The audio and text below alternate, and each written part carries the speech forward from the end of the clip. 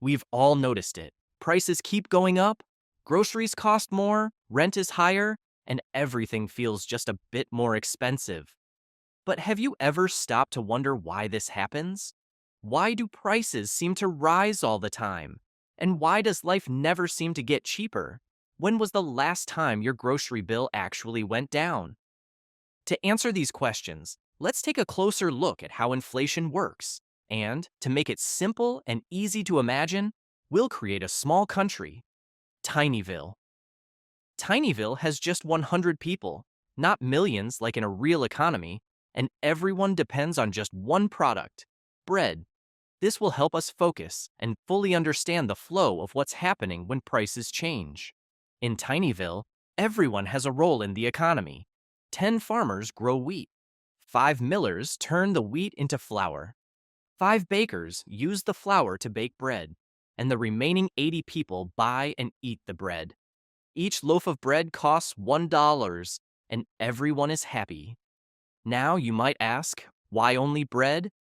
Well, we're keeping it simple so you can clearly see how the economy works. Not just learn about it, but deeply understand it. But what happens when things don't stay the same? That's when inflation, the rise in prices, begins to creep in. One day, news spreads that a big sports championship is coming up in Tinyville. Everyone wants extra bread for their game day parties. Bread for a championship? I know, it sounds weird, but hey, it's Tinyville. People here are happy with just bread. The demand for bread doubles overnight, but the number of farmers, millers, and bakers stays the same. Now, here's a question you might have.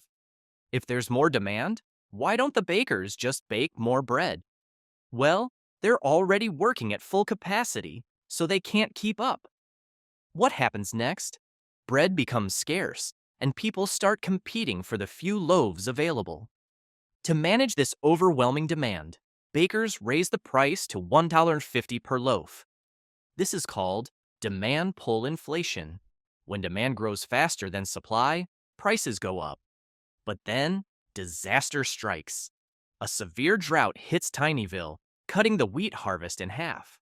Farmers now have only half the wheat to sell to millers. With less wheat, millers can only produce half as much flour, and bakers can only make half as much bread. Here's another question you might have. Why don't businesses just keep prices the same? Wouldn't they sell more bread and beat their competitors? Good idea, but in reality, businesses like farmers and bakers need to cover their costs to survive. If they kept prices low, they'd run out of money. Farmers charge more for wheat to make up for their losses. Millers and bakers pass on these costs to the consumers. Now, bread costs $2 per loaf. So, yes, bread is getting fancier, but not in a good way. This is called cost push inflation, when higher production costs, like more expensive wheat and flour, force prices to rise. As bread prices rise, the government of Tinyville asks the central bank to step in.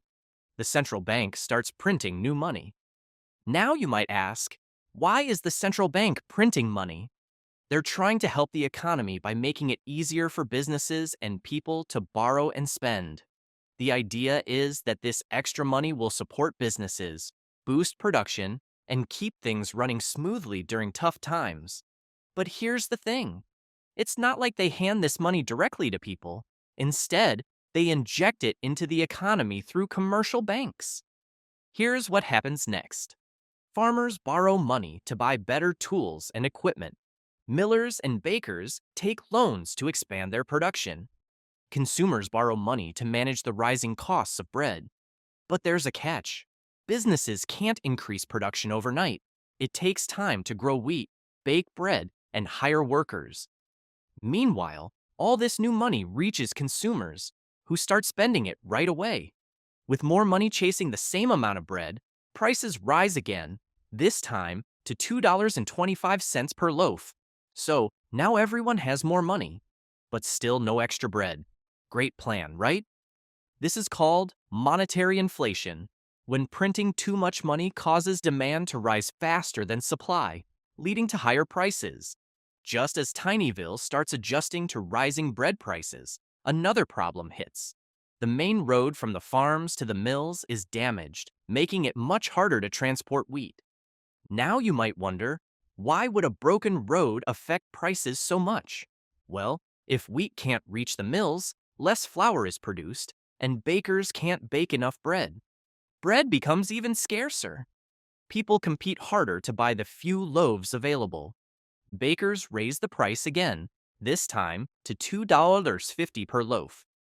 This is called supply chain disruption inflation, when goods can't be delivered efficiently, causing prices to rise. With bread prices at $2.50 per loaf, the citizens of Tinyville are struggling. The central bank decides to act and bring inflation under control. To bring inflation under control, the central bank takes two key steps. First, they raise interest rates. This makes borrowing more expensive. For example, if a mortgage rate rises from 3% to 7%, fewer people will buy houses, right? In Tinyville, this means businesses and consumers are less likely to take loans, which slows down spending. Second, they stop printing more money. With no new money entering the economy, people can't bid higher and higher prices for bread. Over time, fewer people compete for bread, and prices stabilize at $1.80 per loaf. Not perfect, but hey, at least it's not $2.50 anymore. At the end of the year, Tinyville's economists calculate inflation using the Consumer Price Index, or CPI, which tracks average prices over time. You've probably heard economists on the news announce something like, inflation is 3% this year. That's exactly what they're doing, using the CPI to measure how much prices have risen on average. In Tinyville, bread started the year at $1 per loaf, peaked at $2.50 per loaf, and finally stabilized at $1.80 per loaf. By looking at these prices throughout the year, the economists calculate that, on average, prices increased 80% compared to the starting price. So, why do groceries at your supermarket always seem to cost more?